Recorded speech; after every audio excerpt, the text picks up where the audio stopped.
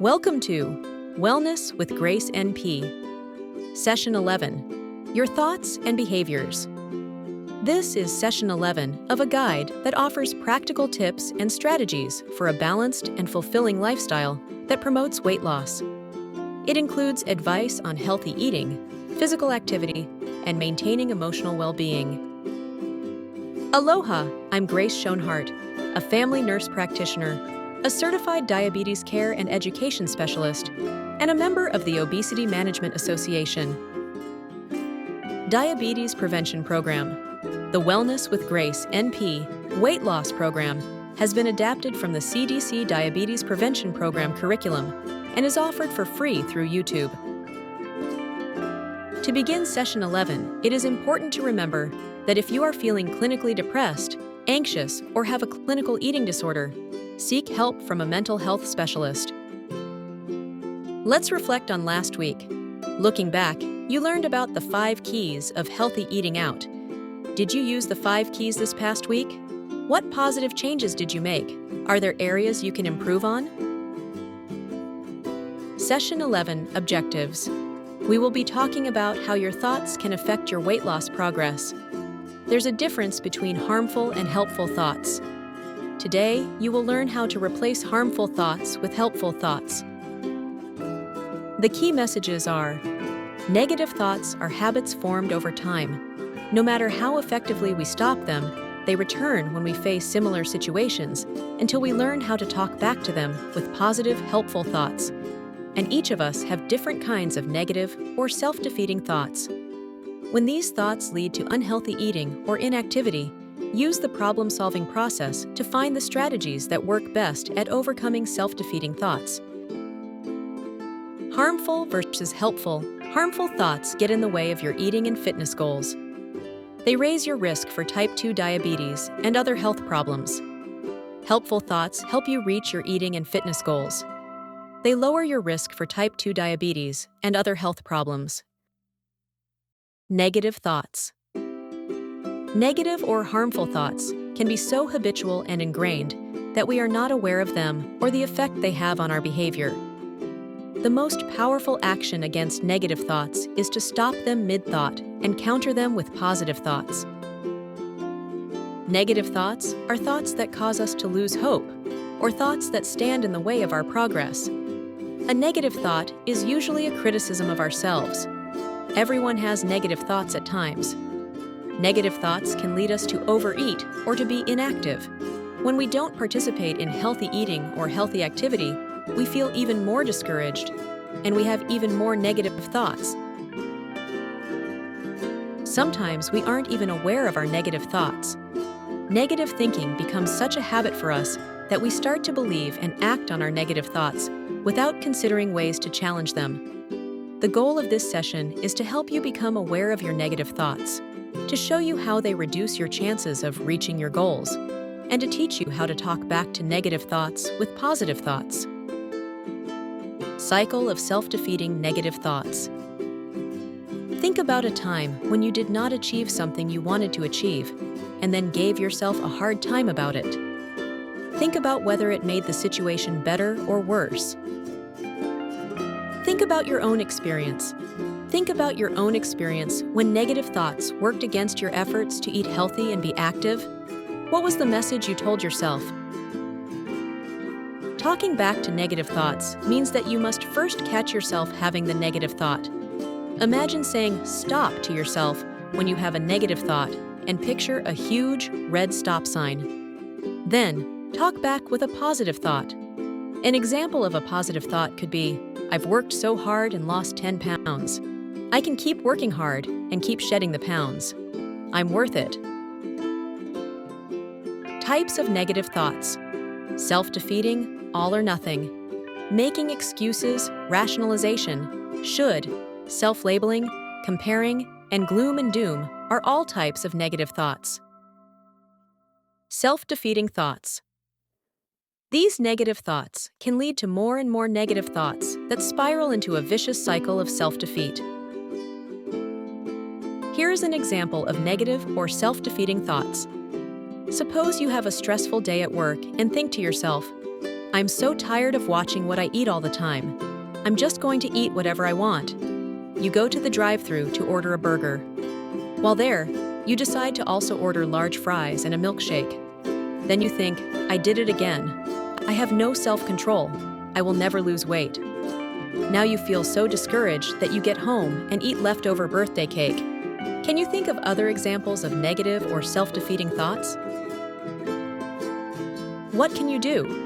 Change your narrative. Changing your narrative means focusing on doing a positive activity rather than focusing on what just happened. Take a walk to feel better. Call a friend to talk about it. Meditate to get your mind off of the negative thoughts.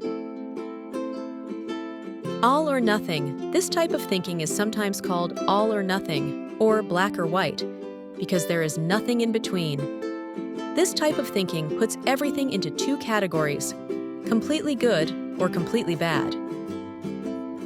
Here are examples of all or nothing, good and bad foods, success or failure, on the program or off the program.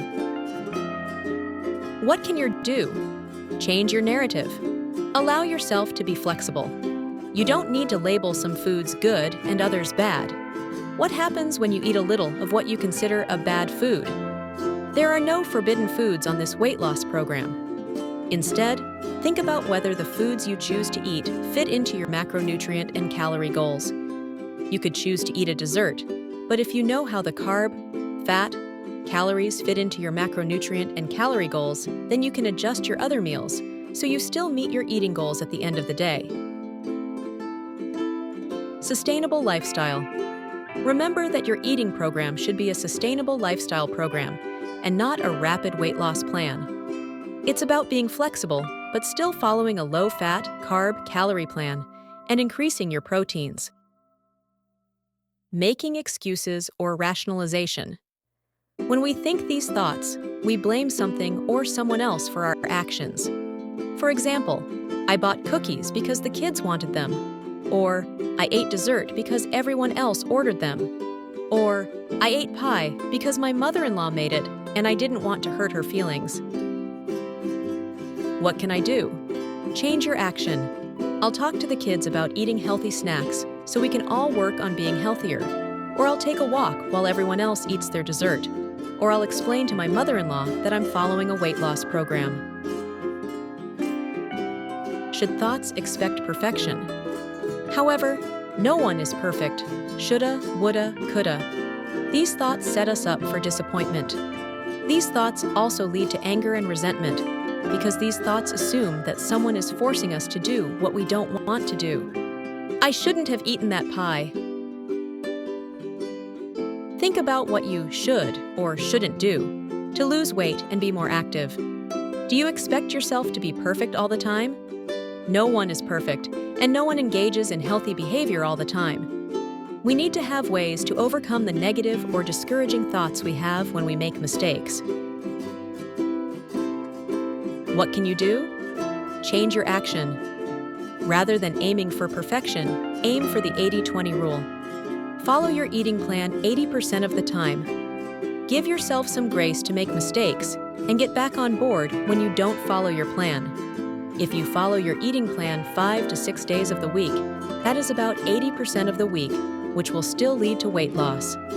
Just remember that the more you follow your plan, the weight will come off faster. Self-labeling thoughts. These thoughts are when you give yourself a negative label.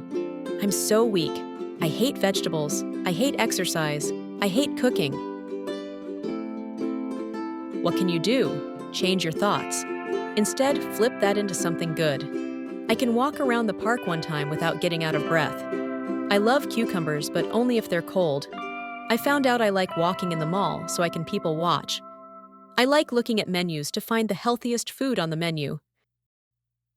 Comparison thoughts are when you find yourself comparing ourselves to others, then blame ourselves for not measuring up. Kelly lost 2 pounds this week and I only lost 1. I suck. Comparing ourselves to others. Comparing ourselves to others is harmful. The main message is to work on thought strategies that focus on our own progress. Comparing your past behavior to your current behavior is okay, especially if the change is positive.